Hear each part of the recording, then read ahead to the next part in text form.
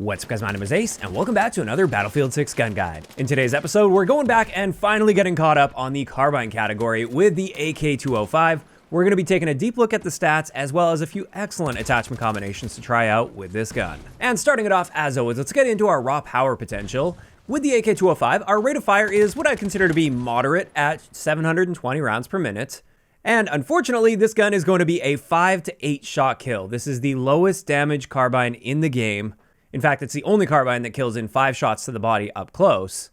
And what that means for our time to kill potential is it's very slow for this game. In fact, it's got the second slowest time to kill for a full auto primary weapon at least, just behind the KTS. But unlike the KTS, this has a much worse range profile that we'll look at in just a little bit.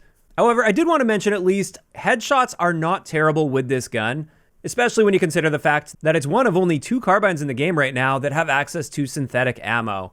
And with synthetic, up close, we have the ability to get a 3-shot kill now if every bullet hits the head. And in that case, we're killing incredibly fast at 167 milliseconds. Now, that's not likely to be a very consistent occurrence, and it is only within a short 9.5 meter range window. But then beyond that, you only need to mix 1 headshot mixed in with body shots to reduce the number of shots to kill at mid ranges when using synthetic ammo. And that can definitely be a big lifesaver when it comes to your time to kill potential.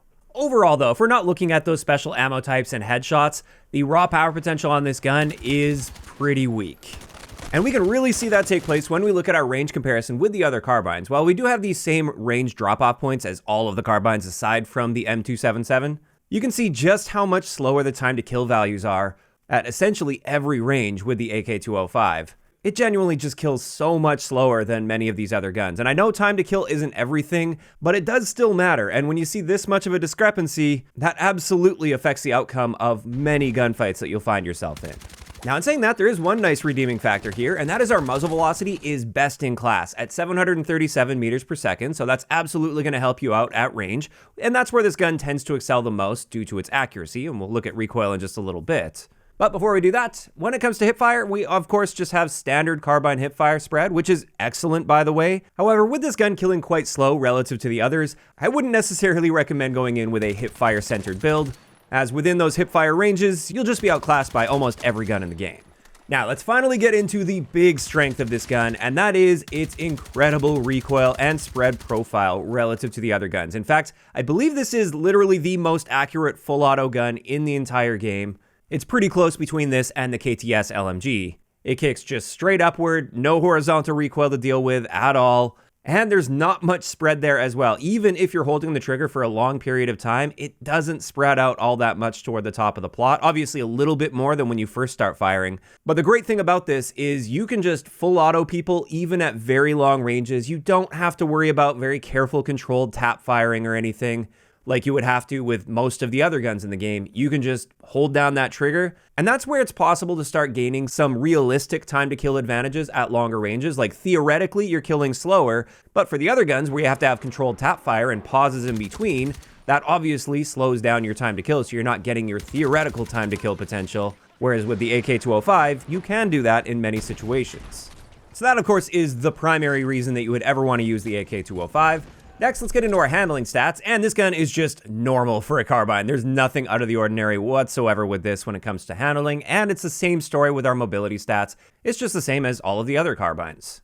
And with all of that covered, this leaves us with our REDSEC stats, and against 2 armor plates, the AK-205 is going to be a 10 to 15 shot kill, meaning our time to kill potential varies from 750 milliseconds up close up to almost 1200 milliseconds at longer ranges. And those aren't the greatest time to kill values. However, once again, this is a case where at those really long ranges, you may have a slower theoretical time to kill, but you'll actually be killing faster than many of the other guns because it's just more accurate and you can hold down that trigger full auto. So not a bad longer range choice for REDSEC, but I definitely would want to pair that with something that's designed for more close quarters, because this gun just isn't really going to do super well in close quarters engagements.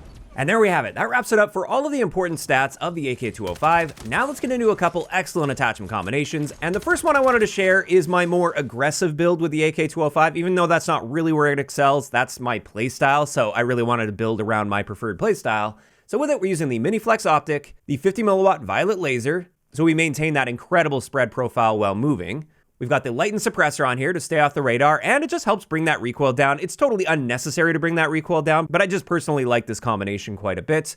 We've also got the heavy barrel on there to reduce our spread in general, not just while moving, but also standing still. For my magazine, I'm using the 30-round fast mag for a slightly faster reload time. And then finally, we are topping this one off with the synthetic ammo, and that just makes headshots so good with this gun. And it actually makes it so this gun can be far more competitive because you just have to make sure you're mixing a headshot in, which is generally pretty easy to do because this gun is so accurate. And then you're at least not so far behind in the time to kill department with that headshot mixed in, primarily at mid-ranges where you just need one mixed in while using synthetic. So that's definitely an option that doesn't necessarily lean into the strengths of this gun a whole lot. It's more so just trying to make it fit into my playstyle.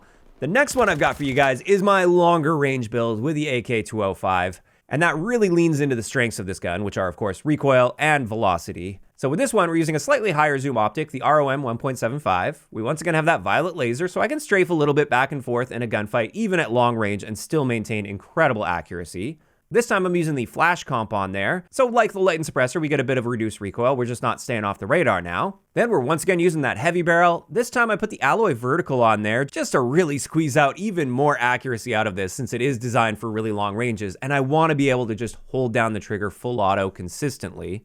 And then finally, we're topping it off with that 30-round fast mag, and this time I'm using the hollow point ammo just because it's a bit more affordable than the synthetic ammo. So headshots are still going to be better than the base gun, and you definitely want to try to mix headshots in when viable, but it's just not quite as headshot focused as the previous build. And there we have it. That is going to wrap it up for today's gun guide on the AK-205. And when it comes to my thoughts on this gun, if it hasn't already been obvious, I'm not personally a fan. It just doesn't mesh with me and my playstyle, which tends to be more on the aggressive side and trying to get into closer quarters engagements. That's just not where this gun excels, and it more so excels at those longer ranges. But as I mentioned earlier, while time to kill isn't everything, it does matter, and this gun just kills so much slower than many of the other guns in the game. And I would say unless you're at quite extreme ranges, you're often just going to be better off with guns that are a little less accurate but have a much faster time to kill potential.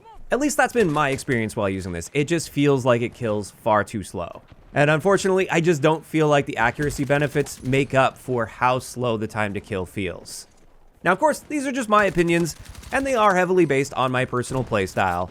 So I'm really curious to hear from you guys in those comments down below. How do you feel about the AK-205 in this game? Are you like me? Do you feel like this just kills too slow and you'd rather use a gun that's a bit less accurate but kills a lot faster? Or do you perhaps really like this gun? I could see why some people would love this gun just because it's so pinpoint accurate. Just let me know which side you fall on in those comments down below.